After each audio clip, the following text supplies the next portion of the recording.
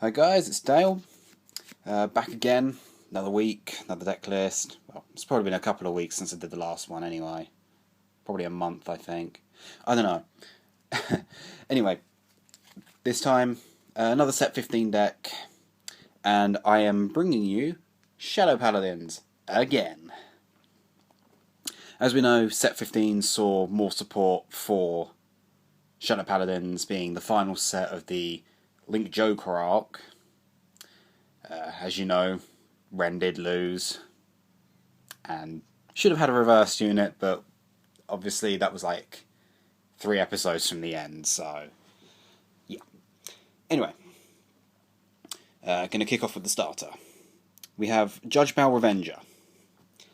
For anyone unaware, has the basic starter skill of being able to move into the rearguard circle. When it hits, when it's boosted a unit, boosted any unit. This includes rearguard, vanguard. If it boosts a unit with the name with Phantom in its name, you can counterblast 1, move it into Soul, and call any 2 grey 1 or less Shadow Paladins from the deck as a rest, and of course shuffle the deck. Now, in the build that I'm showing you, this is generally sort of the main way that you're going to keep any sort of units on board, because obviously the grade 2 lineup I've changed a bit. But of course, Judge Bell Revenger is essentially 2 free units just from hitting. By the time you're sat on Mordred Phantom, this is probably live anyway. And even if it's not, you can make it live. Onto the triggers. 4 Grim, 4 Air Raid, standard 8 crit, 4 draw, and 4 heal.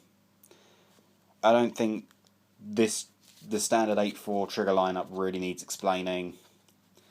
You really want to keep the deck as Revenger pure as possible.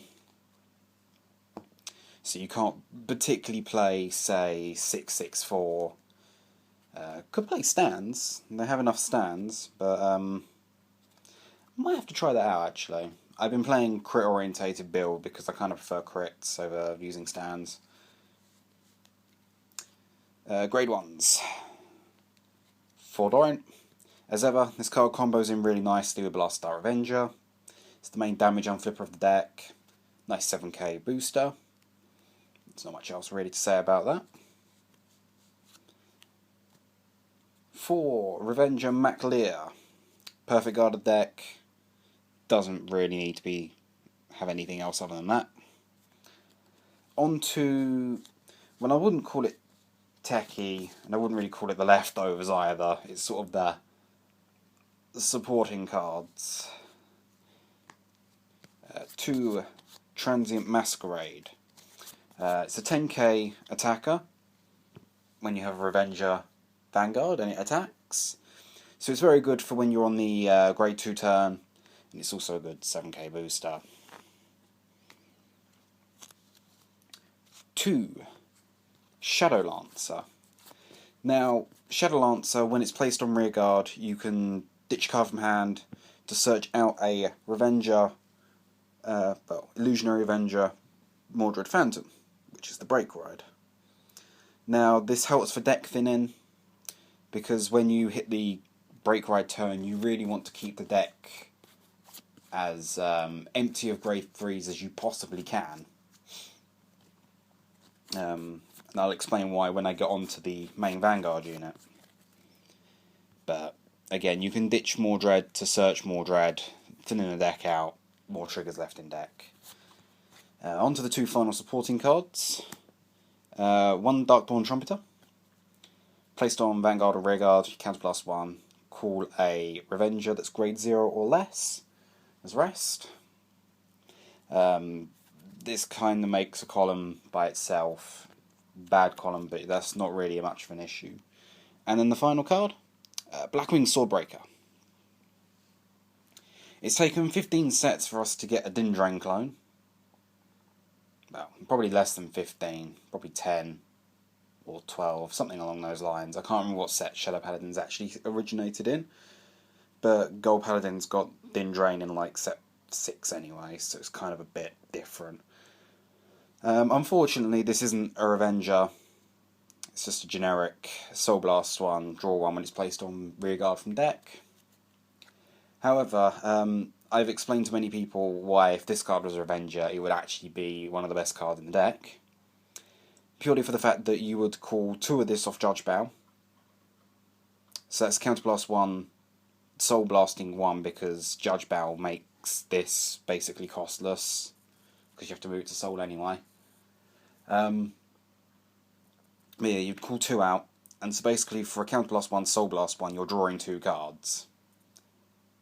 And the grade 2 lineup for Shadow Paladins can just keep calling this out anyway. So as long as you have a Soul, you will keep drawing. But yeah, maybe one day we'll get it. To the grade 2s. 4, Blast of Dark Revenger. Standard combos in with Doran. It's generally the best grade 2 ride you're going to want. Counterblast 2 when it's placed on Vanguard or Rearguard. If you have a Revenger Vanguard, you choose an opponent's Rearguard in the front row, and you retire it.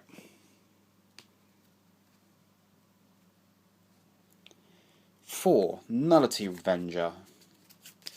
The grade 2 version, the 10k attacker. When the Vanguard's got Venger in the name, it's 12k. That's pretty much all there is to say for that. 1 Tartu. Now, I've left Tartu in the deck, despite the fact that this build takes up a lot more counterblast in terms of needing to do things. What Tartu calls is always going to stay where it was called. It doesn't retire itself off or have to go back to the bottom of the deck. Which is quite nice because then Tartu obviously becomes an intercept material. You still have a rear guard ready for when you ride on top of Dragruler Phantom. She's generally just there. Despite her heavy cost, she keeps the unit on board at all times. And then finally, 2 Wily Revenger, Mana. Now, Mana is the reason why I still play 1 Tartu. Mana is obviously 8k. Whenever she's placed on Vanguard or Rearguard, for the Shadow Paladin Vanguard, search for a grade 1 Revenger, call it behind her, just like Tartu. However, at the end of the turn, that unit goes to the bottom of the deck. Now, that's all great because it's an absolute free column. However, she's not very good if you have to try and set up a board to really push, because obviously the unit goes back and she is only 8k. She makes very good fodder for one of the grade 3s. On to the grade 3s. 4, Dragruler Phantom. Break right of the deck, when it's ridden, Counterblast 1, call any grade 2 or less Shadow Paladin. And of course it gains 5k till the end of the turn. This looks at the break ride. Pretty much the only explanation I can really give for Mordred. And on to the last card. Revenge Dragruler Phantom. Now, it's Mordred Phantom's cross ride. It's the final Season 3 Shadow Paladin boss. And it's also the first unit in Vanguard which inflicts skill damage. By Counterblast 1, retire 2 Revengers, it gains 10,000 power, and you inflict a damage to your opponent's Vanguard. Unfortunately, it's a damage check, so any triggers that activate will activate. So generally you need to push yourself to about 5 damage so your opponent can't get the heal while you're using the skill.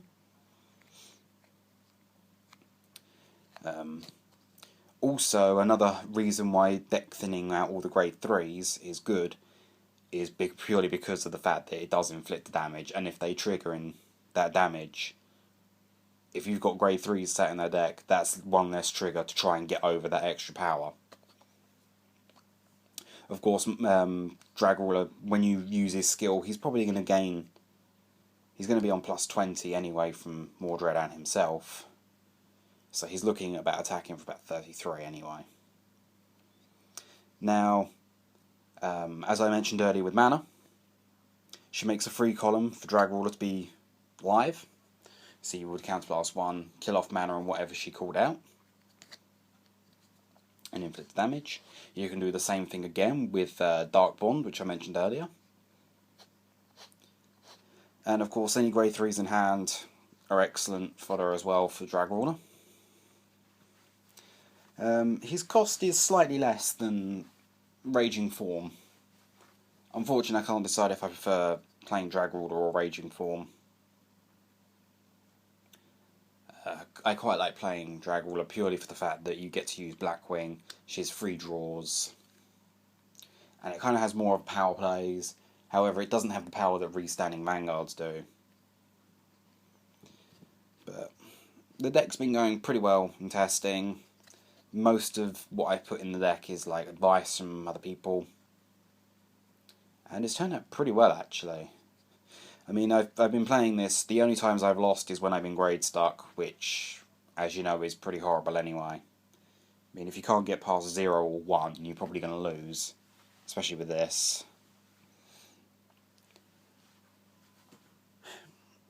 Anyway, that has been my Dragruler Phantom deck. I shall see you all soon.